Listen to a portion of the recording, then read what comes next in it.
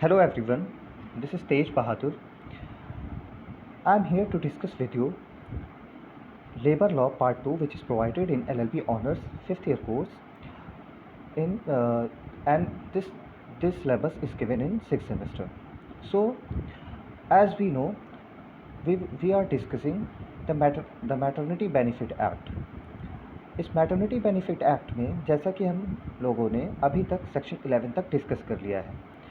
आज के लेक्चर में हम सेक्शन 12 से सेक्शन 17 से सेक्शन 18 तक डिस्कस करने की कोशिश करेंगे। ओके, इसके बाद इसमें देखते हैं सेक्शन 12 में क्या कहा गया है। सेक्शन 12 कहता है dismissal during absence of pregnancy. Dismissal during absence of pregnancy में क्लॉज 1 कहता है कि when a woman absents herself from work in accordance with the provisions of this act, यानी कि जब भी कोई वुमेन एम्प्लॉय इस एक्ट के अंडर, यानी कि इस एक्ट के अंडर जो जो मैटरनिटी बेनिफिट या फिर मैटरनल लीव पीरियड दिया जाता है, और अगर उसके लिए वो वुमेन एम्प्लॉय इंटाइटल्ड है, तो वहाँ पर अगर वो एब्सेंट हुई है उस मैटरनिटी बेनिफिट को लेकर, तो एम्प्लॉयर के लिए ये अनलॉफुल होगा। It shall be unlawful for the employer to discharge or dismiss her during on account of such absence or to give notice of discharge or dismissal on such a day that the notice will expire during such absence or to vary to her disadvantage any of the conditions of her service। इसका मतलब ये है कि अगर ऐसे किसी period में, maternal leave के पीरियड में जिसके लिए वो इंटाइटल्ड है, अगर वो एब्सेंट हुई है, उस एब्सेंस के पीरियड में अगर एम्प्लॉयर उस वुमेन एम्प्लॉय को डिस्चार्ज या डिसमिस करता है, ठीक है, तो ये इसे लीगल नहीं माना जाएगा, यानी कि इसे अनलॉफुल माना जाएगा।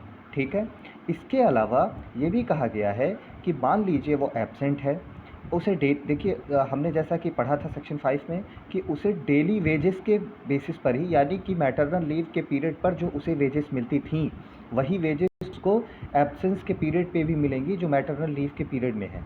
मतलब कि जो वेजेस उसको मैटरनल लीव से पहले एम्प्लॉयमेंट पीरियड में जिस टाइम पे वो मैटरनल लीव के पीरियड में नहीं थी, जो तब मिल रही थी, वैसी ही वेजेस उसको मैटरनल लीव के पीरियड के लिए भी मिलेंगी। यहाँ पर सेक्शन 12 में एक बात और भी कही गई है कि अगर कोई उसकी जो कंडीशंस ऑफ सर्विसेज हैं, यानी कि जो एम्प्लॉयमेंट का जो भी कॉन्ट्रैक्ट है उसमें जो कंडीशंस ऑफ सर्विसेज हैं, उन सर्विसेज को कोई चेंज किया गया सिर्फ इस वजह से क्योंकि वो मैटरनल लीव के पीरियड पे है या वो एब्सेंट है, और उस कंडीशन को कोई चेंज किया गया, तो फिर और वो ऐसी कंडीशन चेंज हुई जहाँ पर जो वुमेन एम्प्लॉय है वो डिसएडवांटेजियस कंडीशन पे आ जाती है। यानी कि मान लीजिए किसी वुमेन एम्प्लॉय को कोई एक्स्ट्रा बेनिफिट्स मिलते थे, ठीक, उन्हें कम कर दिए गए सिर्फ इस वजह से क्योंकि वो एब्सेंट है, या फिर मान लीजिए उसका अमाउंट कम कर दिया गया, जो बेनिफिट अमाउंट है। तो यहाँ पर यही बात कही गई है कि ये अनलॉफुल होगा। कोई भी उसको मिलने वाले कोई भी बेनिफिट्स जो उसके वर्किंग जब वो वर्क कर रही थी तब मिल रहे थे, वही उसको मैटरनल लीव पीरियड में भी मिलेंगे। इसका सब क्लॉज 2 कहता है कि a discharge or dismissal of a woman at any time during her pregnancy if the woman but for such discharge or dismissal would have been entitled maternity benefit और medical bonus refer to in section 8 shall not have the effect of depriving her to the maternity benefit और medical bonus. यही बात देखिए इसमें कही गई है कि मान लीजिए उसको डिस्चार्ज या डिसमिसल कर दिया गया है प्रेगनेंसी के टाइम पे, ठीक है, अगर वो डिस्चार्ज कर दिया गया है या उसका डिसमिसल कर दिया गया है मैटरनिटी बेनिफिट या के टाइम पर, तो भी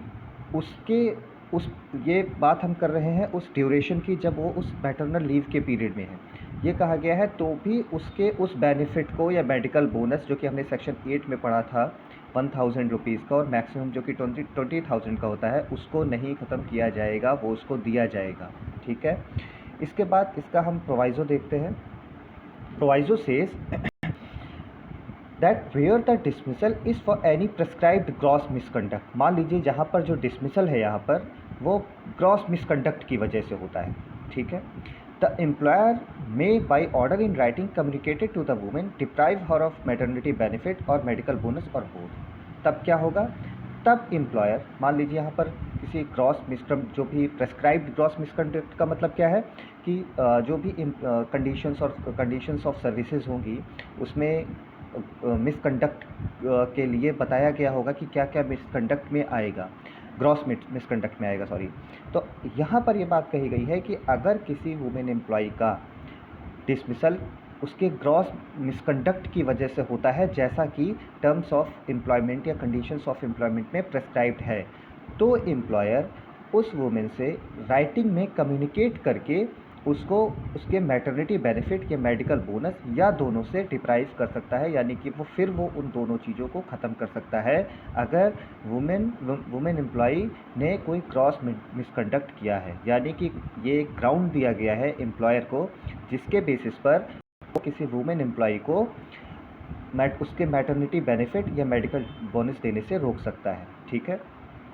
बट उसे वो ऑर्डर उसके रोकने का, जो उसके बेनिफिट्स उसको मिल रहे हैं और उसके ग्रॉस मिसकंडक्ट को इन्फॉर्म करने का राइटिंग में देना होगा एम्प्लॉयर को वुमेन एम्प्लॉई के लिए।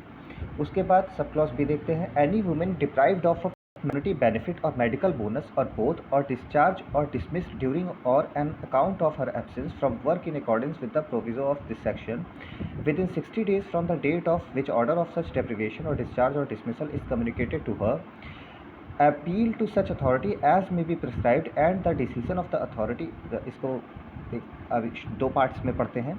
फर्स्ट पार्ट सेज कि कोई भी जो वुमेन जिसको मैटरनिटी बेनिफिट या मेडिकल बोनस या दोनों से डिप्राइव किया गया है क्योंकि उसको ग्रॉस मिसकंडक्ट के बेसिस पर डिस्चार्ज या डिसमिसल कर दिया गया है, जैसा कि हमने अभी प्रोवाइज़ो में पढ़ा, जब वो एब्सेंट थी, अपना मैटरनल बेनिफिट ले रही, मैटरनल लीव के पीरियड में थी, उस टाइम पर अगर उसे डिस्चार्ज या डिसमिस किया गया है on the basis of gross misconduct, तब क्या होगा, तो 60 दिनों के अंदर, ठीक है, 60 दिनों के अंदर ऐसे जो डिस्चार्ज और डिसमिसल के लिए जब उसे है ना, उसमें आप प्रोवाइज़ो देखेंगे तो उसमें चीज़ लिखी हुई है कि उसे कम्युनिकेट किया जाएगा इन राइटिंग।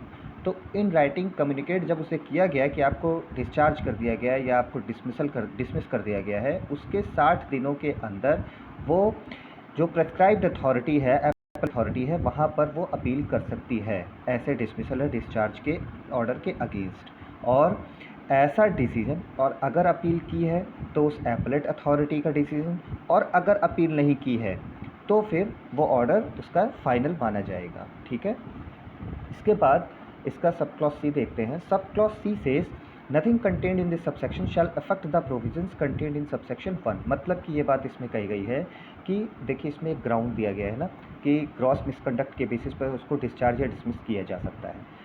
ये बात ये कही गई है कि अगर कोर्ट ने ऐसा कोई डिसीज़न दिया है या कोई भी ऐसा इसमें जो प्रोविज़न है, जो ग्राउंड दिया गया है, वो सब क्लॉज 1 को, जैसा कि आप स्क्रीन में देख सकते हैं, अफेक्ट नहीं करेगा। मतलब कि ऐसे जनरल वर्क पर कोई भी ग्रॉस मिसकंडक्ट का ब्लेम लगाकर उस पर किसी को डिस्चार्ज या डिसमिस नहीं कर सकता, ठीक। इसके बाद हम आते हैं सेक्शन 13 पर। It says no deduction of wages in certain cases. No deduction of wages in certain cases में अगर हम देखें तो इसका मतलब क्या है, कुछ केसेस में वेजेस का डिडक्शन नहीं करना, मतलब no deduction from the normal and usual daily wages of a woman entitled to maternity benefit under the provision of this act shall be made by reason only of. मतलब यहाँ पर ये कहा गया है कि अगर कोई वुमेन, जो कि वुमेन एम्प्लॉई जो कि मैटरनिटी बेनिफिट के लिए इंटाइटल्ड है, उसकी वेजेस पर, उसकी जो डेली वेजेस होती हैं या वेजेस होती हैं, उस पर कोई भी डिडक्शन सिर्फ इस आधार पर नहीं किया जा सकता। किन आधारों पर? A, the nature of work assigned to her by virtue of the provisions contained in subsection 3 of section 4। यानी कि सिर्फ इस बेसिस पर, हमने सेक्शन 4 में क्या पढ़ा था कि उससे एक सर्टेन पीरियड दिया गया था सेक्शन 4 में, और उस सर्टेन पीरियड में ये कहा गया था कि जब भी वो जो वर्किंग वुमेन है या वर्किंग एम्प्लॉई है, उससे कोई भी ऐसा काम नहीं करवाया जाएगा जो उसकी हेल्थ को एडवर्सली अफेक्ट करेगा या उसके फोइटस को अफेक्ट करेगा, ठीक है, या मिसकैरेज का रीज़न बनेगा। तो यहाँ पर यही बात कही गई है कि जो भी सेक्शन 4 में मान लीजिए उससे ऐसा कोई काम नहीं करवाया जा रहा है, तो एम्प्लॉयर ये कोई एक्सक्यूज़ नहीं देगा कि आपको कोई ऐसा काम नहीं हो रहा है, आपको कोई ज़्यादा काम नहीं पड़ रहा है, इसलिए आपकी वेजेस में डिडक्शन होगा या कम कर दी जाएंगी। ऐसा नहीं है। अगर उसको काम हल्का दिया जा रहा है तो भी उसको वेजेस पूरी मिलेगी। तो जो नेचर ऑफ वर्क जो उसको दिया जाएगा, वो नेचर ऑफ वर्क के बेसिस पर उसकी जो वेजेस हैं उनको डिडक्ट नहीं किया जाएगा, ठीक है। इसी तरह सब क्लॉज बी से breaks for nursing the child allowed to her under the provision of section 11। Section 11 में क्या है, नर्सिंग ब्रेक की बात की गई है, जो 4 बार उसको अलाउ किया जाएगा वहाँ जाने के लिए क्रश फैसिलिटी में, और जो बच्चे की केयर टेकिंग के लिए बात कही गई है सेक्शन 11 में, वहाँ पर ये बात कही है कि ऐसे उसको थोड़ा सा रेस्ट 2 बार उसको रेस्ट दिया जा रहा है, तो इस बेसिस पर उसकी वेज नहीं कम की जाएगी, उसकी डेली वेजेस उतनी ही रखी जाएंगी, अमाउंट में कोई उसकी के अमाउंट में कोई भी डिडक्शन नहीं होगा, ये बात इसमें कही गई है। इसके बाद हम सेक्शन 14 को देखते हैं। It talks about appointment of inspectors. देखते हैं आगे section. The appropriate government may by notification the official gazette appoint such officers as it thinks fit to be inspectors for the purposes of this act and may define the local limits of the jurisdiction within which they shall exercise their function under this act। appropriate government के बारे में हमने पढ़ा था, central government या state government, ये इस पर डिपेंड करेगा कि इस्टेब्लिशमेंट कौन सा है और कहाँ पर है और किस गवर्नमेंट से कनेक्टेड है, ठीक है। तो जो भी अप्रोप्रिएट गवर्नमेंट है, सेंट्रल या स्टेट गवर्नमेंट, वो ऑफिशियल गैजेट में नोटिफिकेशन के द्वारा क्या करेगी, एक अपॉइंट सच ऑफिसर, एक ऑफिसर अपॉइंट करेगी, जैसा कि उसे सही लगता है अपॉइंट करना, ठीक है, इस एक्ट के पर्पस के लिए, और उसके ज्यूरिस्डिक्शन की लोकल लिमिट डिसाइड करेगी, जहाँ तक वो इंस्पेक्टर की लोकल लिमिट होगी, ठीक है। जहाँ तक आप कह सकते हैं एक ऑफिसर अपॉइंट किया जाएगा एप्रोप्रिएट गवर्नमेंट के थ्रू, वो अफेयर्स देखेगा under the maternity benefit act, और उसका ज्यूरिस्डिक्शन डिसाइड किया जाएगा जिस उस ज्यूरिस्डिक्शन के अंडर वो अपने फंक्शंस को एक्सरसाइज करेगा inspector. Okay, let's see section 15। It talks about powers and duties of inspector. It says an inspector may, subject to such restriction or condition as may be prescribed, exercise all or any of the following powers, namely, मतलब अब यहाँ पर क्या है कि powers and duties हैं, क्या है इंस्पेक्टर्स की, ये बताई गई है। तो ये कहा गया है कि क्या क्या होंगी इंस्पेक्टर की powers and duties. A says inter at all reasonable times with such assistance if any. अगर उसको कोई असिस्टेंस दी गई है, कोई हेल्पर दिया गया है, तो उसके साथ वो रीजनेबल टाइम्स पर, मतलब कि आप समझ सकते हैं जनरली ये डे टाइम माना जाता है, तो जो भी रीजनेबल टाइम होगा, अगर वो किसी असिस्टेंस है उसके पास, तो असिस्टेंस के साथ वो किसी भी ऐसे रीजनेबल टाइम में इंटर कर सकता है, ठीक है। कैपेसिटी क्या होगी इसके इंटर करने की, गवर्नमेंट सर्वेंट की कैपेसिटी पर होगी, या public authority, as a public authority वो उस प्रमाइसिस पर इंटर कर सकता है, ठीक है। वो प्रमाइसिस कैसा होगा, वेयर वुमेन आर एम्प्लॉयड और work is given to them, जहाँ पर जो वुमेन एम्प्लॉई है जिससे रिलेटेड इशू है वहाँ पर वो काम करते हैं, ठीक है।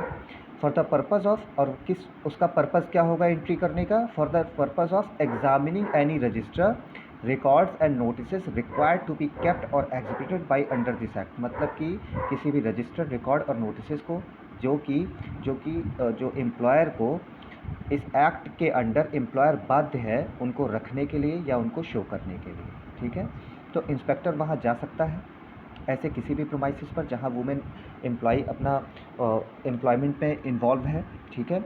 वहाँ पर वो जाकर वो उनसे वो रिकॉर्ड्स मांग सकता है, ठीक है, जो भी रिकॉर्ड्स रखने हैं एम्प्लॉयर को, और उनको एग्जामिन कर सकता है और उनके प्रोडक्शन को मांग सकता है रिकॉर्ड्स के, ठीक है। तो ये एक पावर ये दी गई है इंस्पेक्टर को।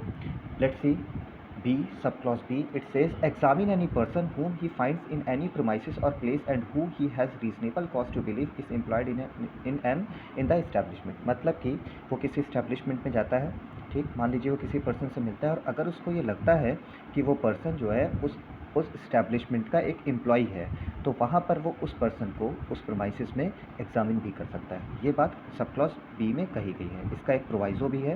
Proviso says that no person shall be compelled under this section to answer any question or give any evidence tending to incriminate himself. देखिए यहाँ पर रूल अगेंस्ट सेल्फ इंक्रिमिनेशन का एप्लीकेशन है। मतलब कि जो भी पर्सन है उसको अपने ही अगेंस्ट या कि ऐसा कोई भी आंसर या एविडेंस देने के लिए बाध्य नहीं किया जाएगा जो कि उसको ही इंक्रिमिनेट करे या उसको ही आप कह सकते हैं एक अपराधी बना दे या उसके लिए ही हार्मफुल हो वो आंसर, ठीक है। तो यहाँ पर ऐसा कोई भी आंसर देने के लिए ही इज़ नॉट कंपेल्ड। इसके बाद सी में देखते हैं, इंस्पेक्टर और क्या कर सकता है, he require the employer to give information regarding the names and addresses of women employed, payments made to them and application or notices received from them under this act। मतलब कि वो ये कह सकता है, वो एम्प्लॉयर से कुछ इन्फॉर्मेशंस मांग सकता है। वो इन्फॉर्मेशन किससे रिलेटेड होंगी, जो वुमेन एम्प्लॉई है उसके नाम से या उसके एड्रेसेस से रिलेटेड, ठीक है, उसको जो पेमेंट्स दी जा रही हैं उससे रिलेटेड, या एप्लीकेशन और जो भी नोटिसेस जो ली दी गई हैं वुमेन एम्प्लॉई के साथ, वो भी, या जो भी एप्लीकेशन नोटिसेस हैं उससे रिलेटेड सारी जो इन्फॉर्मेशन है वो इंस्पेक्टर एम्प्लॉयर से ले सकता है। वो ये पूछ सकता है एम्प्लॉयर से कि जो एम्प्लॉई उसका नाम क्या है, एड्रेस क्या है, पेमेंट्स या फिर जो भी वेजेस का क्या सीन है, या एप्लीकेशन और नोटिसेस कैसे आई गई हैं, या उनके बारे में पूछ सकता है, वो नोटिसेस और एप्लीकेशंस ले सकता है। तो ये सारी चीज़ें इंस्पेक्टर क्या कर सकता है, इतनी ये उसको पावर दी गई है। सब क्लॉज डी देखते हैं, it says he can take copies of any registers and records or notice of any portions thereof. मतलब कि जो जो उसको रजिस्टर्स, रिकॉर्ड और नोटिस को एग्जामिन करने की पावर है, जैसा कि हमने देखा, उन सब की वो एक कॉपी अपने पास रख सकता है, ले सकता है एम्प्लॉयर से, ठीक है। तो these are basic powers and duties of inspector. Okay, अब हैं सब क्लॉज 16 में। 16 talks about inspectors to be public servant. देखिए यहाँ पर बस इतना कहा गया है कि जो आईपीसी में जो सेक्शन 21 में पब्लिक सर्वेंट की डेफिनेशन दी गई है, उसी डेफिनेशन को मैटरनिटी बेनिफिट एक्ट में इंस्पेक्टर के लिए अडॉप्ट किया गया है। पर यानी कि आईपीसी में जो इंस्पेक्टर जो डेफिनेशन पब्लिक सर्वेंट की है, वही डेफिनेशन यहाँ भी पब्लिक सर्वेंट की अप्लाई होगी। और इसके बाद सेक्शन 17 देखते हैं। Section 17 talks about power of inspector to direct payments to be made.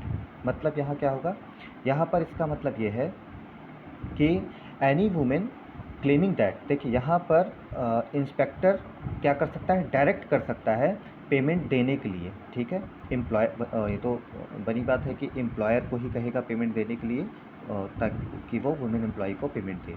तो ये पावर एक इंस्पेक्टर की 17 में कही गई है। सेक्शन 17 क्या कहता है, एनी वुमेन क्लेमिंग दैट, अगर कोई वुमेन क्लेम कर रही है क्या, sub clause A, maternity benefit of or any other amount to which she is entitled. Maternity benefit या कोई जैसे मेडिकल बोनस, तो एनी अदर अमाउंट कह दिया गया यहाँ पर।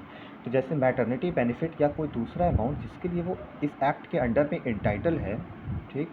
और सेक्शन 7 के अंडर में कोई भी पर्सन उसको पेमेंट देने के लिए ड्यू है, लेकिन उसने इम्प्रॉपरली उस पेमेंट को विदहेल्ड रखा है एम्प्लॉयर ने। यानी कि अगर कोई वुमेन एम्प्लॉय मैटरनिटी बेनिफिट या कोई दूसरा अमाउंट लेने के लिए इंटाइटल्ड है और सेक्शन 7 के अंडर में वो क्लेम कर सकती है और उसकी पेमेंट ड्यू है, और जो भी एम्प्लॉयर पर्सन है उसने उसको इम्प्रॉपरली विदहेल्ड किया हुआ है। सेक्शन बी, तब क्या हो सकता है, मान लीजिए कोई वुमेन क्लेम कर रही है, या फिर अगर कोई वुमेन क्लेम कर रही है कि उसका जो एम्प्लॉयर है, हर एम्प्लॉयर है डिस्चार्ज्ड और डिसमिस्ड हर ड्यूरिंग और on account of her absence from work in according with the provisions of this act. यानी कि उसे जब वो मैटरनल लीव पर थी तब उसे डिस्चार्ज या डिसमिस कर दिया गया सिर्फ इस वजह से क्योंकि वो एब्सेंट थी। तो वहाँ पर भी वो वुमेन क्लेम कर सकती है, और वो क्या कर सकती है, she can make a complaint to the inspector. वो इंस्पेक्टर से कंप्लेंट कर सकती है। अब इंस्पेक्टर यहाँ क्या कर सकता है उसकी कंप्लेंट पर, सब क्लॉज 2 कहता है इस बारे में।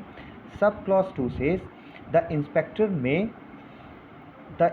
में of his own motion or on receipt of a complaint referred to in subsection 1 make an inquiry or cause an inquiry to be made and if satisfied that, मतलब कि inspector एक inquiry कर सकता है या किसी को डायरेक्शन देके उससे इंक्वायरी करा सकता है, और अगर वो इस चीज़ को लेकर सेटिस्फाई होता है कि sub clause A payment has been wrongfully withheld, कि अगर पेमेंट वाकई रॉन्गफुली विदहेल्ड है, जैसे हमने सब क्लॉज 1 के ए में देखा था, तो अगर उसकी गलत तरीके से पेमेंट रोकी है, ठीक, तो डायरेक्ट कर सकता है जो भी पर्सन है जिसने भी उसकी पेमेंट रोकी है कि उसको पेमेंट की जाए। सब क्लॉज बी कहता है, जहाँ पर डिसमिस और डिस्चार्ज की बात की गई थी उसके मैटरनल लीव के पीरियड के टाइम पे, वहाँ पर अगर उसको डिस्चार्ज या डिसमिस किया गया है उसके मैटरनल लीव के वजह से या उसी टाइम पर, तो वो कह सकता है, एक ऐसा ऑर्डर पास कर सकता है जो कि जस्ट और प्रॉपर हो, केस के सर्कमस्टांसेस के हिसाब से, ठीक है। उसके बाद इसका सब क्लॉज 3 कहता है any person aggrieved by the decision of the inspector under subsection 2 में within 30 days from the date on which such decision is communicated to such person appeal to prescribed authority. मतलब कि ये एक limitation period दिया गया है against the order of inspector. मान लीजिए ऑर्डर ने sub clause section 17 sub clause 2 के अंडर में कोई एक ऑर्डर दिया, ठीक। अब उस ऑर्डर में कोई पर्सन जो एग्रीव्ड पर्सन है वो उसके अगेंस्ट अपील करना चाहता है, तो इसमें एक लिमिटेशन पीरियड है कि 30 डेज़ के अंदर उसको अपील वो कर सकता है, ठीक है। जिस दिन से उसको ऑर्डर कम्युनिकेट किया गया है, इंस्पेक्टर ने जिस दिन से उसको ऑर्डर कम्युनिकेट किया है उसके 30 डेज़ के अंदर वो जो है अपील कर सकता है। इसके बाद 4 कहता है सब क्लॉज कि the decision of the prescribed authority where an appeal has been preferred to it under subsection 2 और of the inspector where no such appeal has been preferred shall be final. मतलब कि यहाँ पर बात कही है कि देखिए अगर इंस्पेक्टर ने कोई ऑर्डर दिया, इंस्पेक्टर ने जो ऑर्डर किया और अगर अपील नहीं हुई तो वो ऑर्डर फाइनल माना जाएगा, और अपील अगर हो गई है तो जो एपेलेट अथॉरिटी का डिसीजन है वो फाइनल माना जाएगा, ठीक है। Now let's see section subsection 5. It says any amount payable under this section shall be recoverable by the collector on a certificate issued for that amount by the inspector as an area of land। मतलब कि कोई भी amount जो कि recoverable है collector के through, ठीक है, और एक सर्टिफिकेट इशू करने पर, तो वो amount issued for that amount by the inspector as an arrear of the land, तो एरियर ऑफ द लैंड की तरह इंस्पेक्टर के द्वारा उसे रिकवर किया जा सकता है, ठीक। Now we come to section 18. It talks about 4 feature of maternity benefit. देखते हैं इसको क्या कहता है section says if a woman work in any establishment after she has been permitted by her employer to absent herself under the provisions of section 6 for any period during such authorized absence she shall forfeit her claim to the maternity benefit for such period। देखिए simple language में अगर इसको कहें तो इसका मतलब बस ये है कि मान लीजिए कोई वुमेन मैटरनिटी बेनिफिट के लिए इंटाइटल्ड है, ठीक। अगर वो मैटरनिटी बेनिफिट के लिए इंटाइटल्ड है, एम्प्लॉयर ने उसे परमिशन भी दे दी है कि वो मैटरनल लीव ले सकती है, और उसके बावजूद वो उस इस्टेब्लिशमेंट में काम कर रही है, उसने मैटरनल लीव नहीं ली है, तो इसका ये मतलब माना जाएगा कि उसने अपनी मैटरनिटी बेनिफिट के क्लेम को फोरफीट कर लिया है, यानी कि उसका फिर मैटरनिटी बेनिफिट जो है क्लेम ख़त्म हो जाता है। ये बात सेक्शन 18 में। So today we have discussed from section 12 to section 18, and in the next lecture we will discuss further. Okay, thank you.